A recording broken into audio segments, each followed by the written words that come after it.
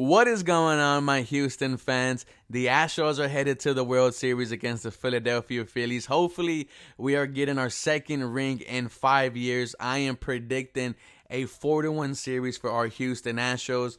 Our Texans also played a game last Sunday against the Raiders.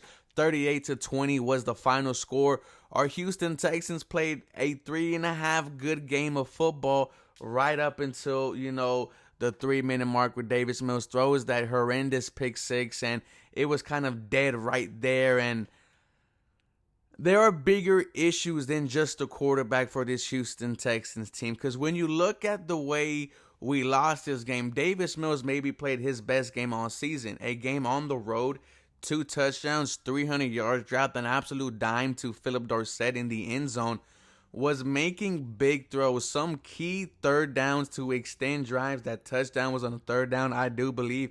So you saw the improvement in Davis Mills there. He was getting everyone involved. Nico Collins was having a very good day until he goes down with that groin injury. Apparently it is day to day.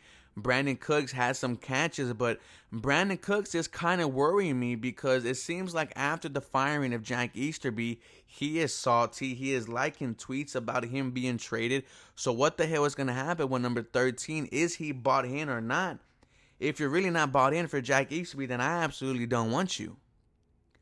Jordan Akins might be your best receiving threat on this offense, and he wasn't even on the roster up until a training camp. Dameon Pierce continued to show that he is him, a 90-yard day, 100 all-purpose yards. So it was a very solid day for this offense, right? They were able to put up 20 points, but this isn't an offense that is meant to score, 25, 28 points. We're not built like that just yet. We are kind of a game management team, and you wouldn't know Davis Mills had his best game because this defensive line is just absolutely so bad. Maybe one of the worst front sevens that we've seen from a Houston Texans team in a while. There is a great chance you see a whole new starting front seven next year. I don't think Jerry Hughes, Mario Anderson, Rasheem Green are going to be back next season. I don't think Malik Collins will be back. You are finding a replacement for Roy Lopez. I think Roy Lopez now has shown that he is just a rotational player at this point. Definitely doesn't deserve to be getting starting type snaps. These linebackers look completely lost. Christian Harris has, showed that he could be very, something. Was your best linebacker yesterday, and it was just his first game.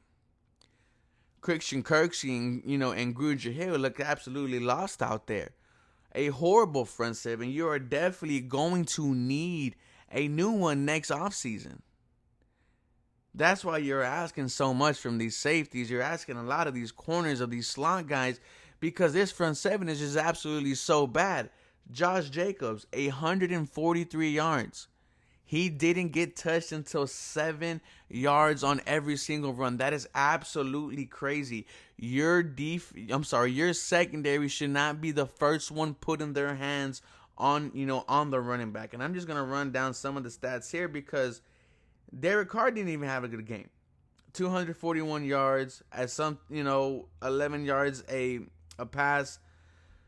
Couldn't put pressure on him. We knew that the offensive line was very shaky, but at the very end, dude was just throwing all over his defense.